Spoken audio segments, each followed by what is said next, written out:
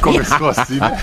7 horas 31 minutos, 7 horas 31 minutos, bom dia, eu sou Ricardo Boechat, a Band News FM, nós vamos ficar juntos até as 9, qualquer coisa da matina, com as principais notícias nacionais, internacionais, o nosso time de colunistas, de comentaristas, todas as equipes da Band News FM, espalhadas pelo Brasil, pelo mundo. Obrigado a você, meu amigo, minha amiga, que está conosco nas praças que compõem a rede Band News FM de notícias. Vamos lá, bom dia Brasília, bom dia Rio de Janeiro, bom dia Salvador, Vitória, bom dia Porto Alegre, Curitiba, São Paulo, bom dia João Pessoa, Fortaleza, Salvador, Manaus, bom dia Tampa, bom dia Orlando, bom dia Miami e bom dia também para, cadê? Aqui ó, Parnaíba, no Piauí. Nosso ouvinte, o Geraldo Júnior, escreveu de lá, o Barão, disse, como é que é? Não vai botar Parnaíba na abertura do programa, né? Parnaíba, 100% de audiência da Band News FM em Parnaíba. Esqueci alguém hoje na lista, não? Eu sempre acho que faltou BH. Belo Horizonte, a guardiã mineira aqui, a Carla Bigato, Belo Horizonte, um beijo para os nossos queridos mineiros, estarei em Belo Horizonte semana que vem, é isso aí.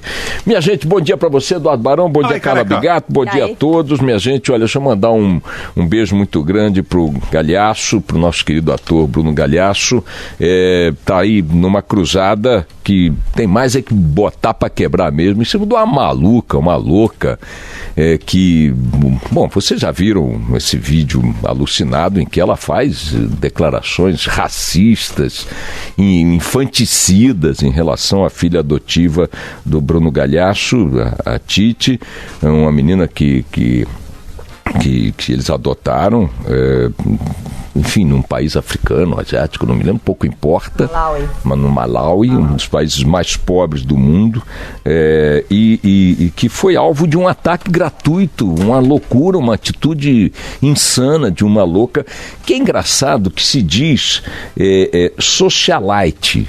Vocês sabem que o meu caro Luiz Megali, bom dia para você também, Luiz Megali, aí no Café com o Jornal, e pro nosso Rafael Colombo, eu esqueci de mandar bom dia pro Megali, bom dia Megali, querido, para você e pro Rafael Colombo no Band News TV. Bom, eu estava falando aqui então da história da filhinha do Bruno Galhaço, essa louca, eu trabalhei 40 e tantos anos, quase 40 anos para ser mais exato, quase 40 anos fazendo coluna diária no Globo, no Jornal do Brasil e algumas incursões muito episódicas em outros jornais e tal, sempre no colunismo diário. E foi o colunismo diário, especialmente o do Rio de Janeiro, que cunhou essa expressão socialite. Não me lembro qual colunista criou, não me lembro de ter sido o Ibrahim Suede, com quem eu trabalhei 14 anos, nem meu querido amigo, saudoso amigo também, o Zósimo Barroso do Amaral, ou mesmo o Maneco Miller, querida figura do Maneco Miller. Eu convivi e conheci os colunistas que fizeram a escola do colunismo social, do colunismo de notícias no Brasil, no Rio de Janeiro, que era a meca do colunismo. São Paulo também tinha colunistas importantes, mas o Rio liderou esse processo na época áurea do colunismo. E eu confesso a vocês que li essa designação várias vezes, até hoje não sei o que significa socialite. Socialite eu acho que deve ser uma pessoa à toa, que não tem o que fazer e tem dinheiro. Se não tem dinheiro, os clichês automaticamente tratam de outra maneira. Mas sendo riquinha, ou parecendo ser riquinha, é chamada de socialite. E uma maluca, botocada, que é inclusive caricata, porque diz que tem 24 anos. Aquela mulher tem 24 anos em cada dedo, em cada perna. E olha, não é para falar da feiura também como clichê, mas a mulher não é um horror, uma mulher deformada por esses negócios de botox, toda torta, toda esquisita, e que faz um ataque desse absurdo a filhinha do Bruno e da Giovanna Eubank. E eu quero aqui manifestar minha solidariedade a ambos e dar maior força para que esse processo que eles iniciaram ontem contra essa louca, que é uma brasileira que mora não sei aonde, já trabalhou como babá no exterior, de uma família do Espírito Santo, o pai parece que era policial, Deixou ali uma reservinha qualquer quando morreu, e ela se mandou, imigrou ilegalmente para os Estados Unidos, trabalhou como babá, quer dizer, uma pessoa que conhece a dureza da vida, e parece que casou com um empresário da área de carnes, que mexe com carne e tal, a gente está vendo aqui qual é e tal, e a louca faz um troço desse gratuitamente. Agora olha para a figura dessa agora no Café com o Jornal, vê se ela tem 24, ele tem 24 séculos, que é uma pessoa que mente sobre a própria idade, né, e que comete um crime desse gratuitamente contra uma criança. Tem mais é que levar um cacete da justiça para valer. O fato dela estar no exterior não muda nada. Tem que procurar patrimônio dela aqui e tal. E toma, olha isso, olha para essa figura na televisão, coisa horrorosa, deforma. Uma figura horrorosa que não está bem consigo mesma, né? Eu acho que ela tinha que ser condenada a cumprir pena de 10 anos numa cela revestida de espelhos. Não pode ser nada mais doloroso do que olhar para a própria cara tendo uma cara dessa todos os dias, e esse conteúdo que ela tem. Meu abraço ao Bruno e também a Giovana Eubank pela ação que estão fazendo, que dê sucesso, que tenha um sucesso, que a justiça haja celeremente para dar um exemplo de que coisas como essa não podem acontecer. Não é o fato de se ter acesso às redes sociais que se pode fazer qualquer uso delas dessa maneira, é uma coisa maluca. Mandar também um abraço a todos os ouvintes que nos acompanham de outras praças, de outras regiões. Obrigado por seu carinho. Nosso WhatsApp é o 11-999-592-100. Olha, eu queria falar rapidamente com vocês sobre a reunião que teve ontem.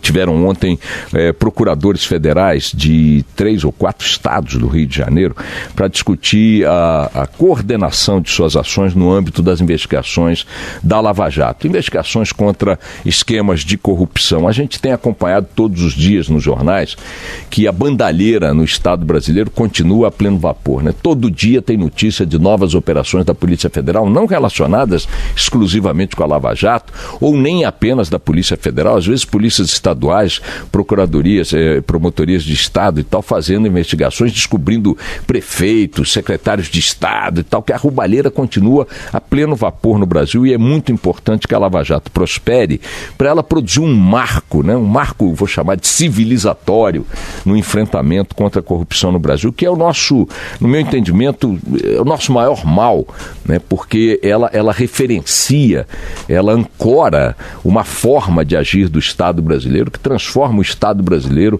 e os políticos que o dominam em grandes inimigos da sociedade brasileira, da população. Então é preciso que essa relação que as corporações funcionais e as quadrilhas políticas têm com o Estado há séculos, que é uma relação de apropriação, eles são os donos e tratam o Estado como se fosse uma propriedade privada, que essa relação histórica seja quebrada na sua espinha dorsal, né? E a forma de quebrá-la é atacando a corrupção, porque essas forças corporativas e políticas só querem se apropriar do Estado com 2 objetivos. O primeiro, o de permanecer no poder. E permanecer no poder exclusivamente para continuar utilizando o Estado como patrimônio, como área de seus interesses, de construção de suas riquezas e de seus projetos pessoais ou de grupo. Então, a Lava Jato é a ponta de lança, é a ofensiva que mais prosperou no terreno do combate à corrupção, por isso ela é referencial, e garantir o seu sucesso, a sua permanência, a sua efetividade é um dever da sociedade brasileira, de cada um de nós. E ontem os procuradores cunharam uma frase, uma bandeira, um lema, dizendo que 2018, portanto o ano da eleição, será a batalha final da Lava Jato. Não disseram que a Lava Jato terminará em 2018, mas disseram que a batalha final se dará em 2018 em função das eleições, quando a sociedade brasileira terá que manifestar pelo voto uma escolha que eles pregam que deva ser uma escolha que foque políticos, homens públicos não atingidos por denúncias, ou seja, uma depuração do meio político através das urnas, de tal forma a banir do cenário legislativo, do cenário governamental, pelo menos em alguma dose, figuras que já notoriamente foram alcançadas por suspeitas, por investigações, por denúncias e tudo mais. E eu concordo inteiramente. É preciso que o eleitor brasileiro, no ano que vem, agregue às muitas questões que sempre orientaram o seu voto, a questão da corrupção. Você, quando vai votar, você procura o político que promete coisas na segurança, no emprego, no saneamento, na saúde, na educação. Pois bem, é preciso que você verifique ano que vem se estas promessas estão saindo da boca de alguém que não está também atingido por atos pregressos de envolvimento em casos de corrupção. É preciso que o voto ano que vem, inspirado pela luta da Lava Jato, inclua no cardápio de fatores que decidem esse voto o quesito corrupção. Esse foi o apelo feito ontem pelos procuradores. Dito isto e manifestado meu irrestrito apoio à Lava Jato mais uma vez, deixa eu dizer o seguinte: a efetividade da operação está altamente comprometida, apesar dos números reluzentes que eles anunciaram ontem. Eles disseram ontem, por exemplo, para mostrar que a Lava Jato muito avançou, e avançou de fato, que já foram condenados 144 réus da Lava Jato. 144. É impressionante se você considerar o patamar hierárquico de muitos deles, se você considerar que nada no país prosperou tanto nesse campo dessa forma, bilhões recuperados e tal, mas vamos ficar aqui nas condenações. 144 condenados, apenas que somadas chegam a dos 2.130 anos de prisão. Aí você diz, pô, que pancada, hein? Aí você divide 2.130 por 144, você tem penas de 14 anos e 7 meses em média. É bom? É bom. Não é pena pequena passar 14 anos na jaula.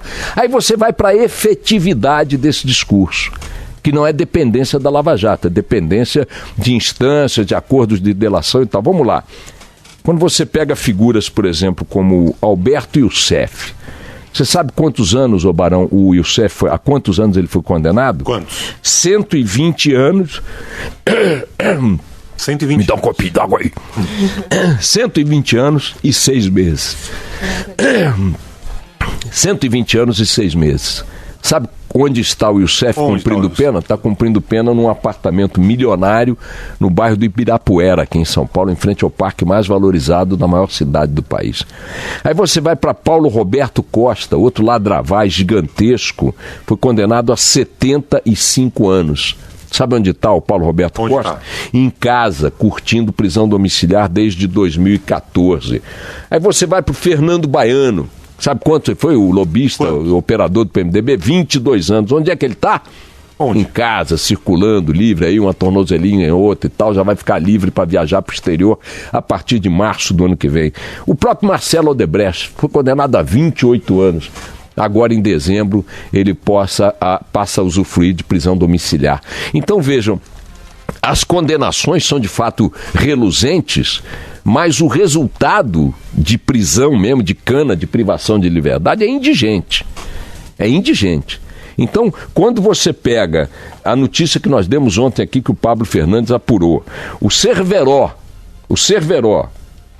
tá em prisão domiciliar, depois de 1 ano e meio em prisão em prisão domiciliar, vai poder sair de casa nos dias úteis, a partir de 24 de dezembro, o próprio Marcelo Odebrecht vai para a prisão domiciliar agora, daqui a pouco, em dia 19 de dezembro.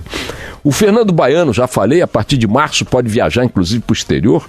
O Pedro Barusco, curtindo a vida aí, o cara que devolveu 200 milhões de reais, continua milionário, curtindo a vida em casarões e tal. Também tá livre, leve e solto daqui a pouco para circular com a tornozelinha. Aí você diz, pô, peraí, cadê a cadeia nessa gente?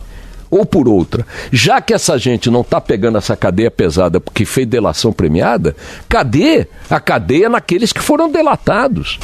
Então, se por um lado, 2018 é o ano central, a batalha final da Lava Jato, por outro lado, é preciso dizer para os tribunais que estão julgando a rapaziada com foro privilegiado, de que as penas na parte dos delatores foram reduzidas quase que escandalosamente em função de um resultado posterior relativo aos delatados. E isso não está acontecendo. O Pedro Barusco que pode viajar para o exterior, né? O Fernando Baiano tirou a tornozeleira. Isso. Eu estou fazendo com a salada, claro. Mas é para dizer o seguinte, não dá para chamar de coisa exemplar punições de gente que pilhou o país em bilhões de reais e que 2 anos depois está em casa.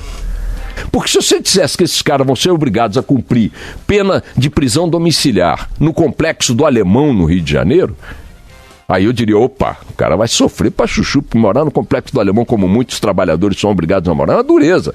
Mas nas mansões, nas casas de veraneio, de praia que eles têm, isso não é pena, isso é presente. Ah, mas você quer o quê? Que não se dê a eles o benefício da delação premiada? Não, eu quero que se dê o benefício da delação premiada, desde que a delação premiada produza efeitos jurídicos. Porque para não produzir efeito jurídico, nem o de cima vai para a cadeia, porque o STF não julga, os advogados são bons, protelam, não sei o quê. Vê aí o caso do Maluf, que não é lava-jato, mas é exemplar. Nem o cara de cima vai para a cadeia, nem o cara de baixo que denunciou ficou na cadeia. Então você tem um quadro de impunidade, o resultado disso é um quadro de impunidade objetivo. Ainda que devamos continuar apoiando o instrumento da delação premiada para se chegar ao andar de cima da corrupção. Mas o Supremo Tribunal Federal, que não está citado pelos procuradores ontem como foco da atenção brasileira já e também no ano que vem, precisa dizer o que está fazendo. É muita rebimboca da parafuseta, é muito pedido de vista, é muito não sei o quê, é muito embargo não sei das quantas, e não andam os processos. E a turma está aí flanando, livre, leve e solta. Vamos lá.